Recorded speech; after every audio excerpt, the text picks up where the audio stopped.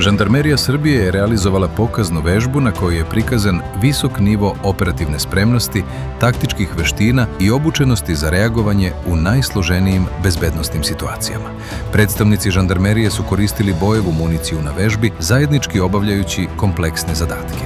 Vežbi je prisustvovao i predsjednik Republike, koji je istakao da žandarmerija predstavlja snagu Srbije i dodao: Želim vam da rastete još brže, a mi ćemo da se postaram za opremu i naoružanje, da ljudi budu zadovoljni, a vi pogledajte samo da imamo ljudi dovoljno i da imamo ovako hrabrih i rodoljubivih momaka i devojaka, naravno, još mnogo više u budućnosti. Inače, žandarmerija je osnovana 1861. godine po nalogu kneza Mihajla, čiji je osnovni zadatak bio da obezbeđuje javni red i mir u Beogradu.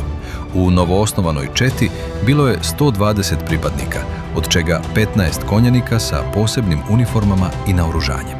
Danas broj pripadnika nije javno dostupan, ali je poznato da su raspoređeni u Beogradu, Kraljevu, Nišu i Novom Sadu.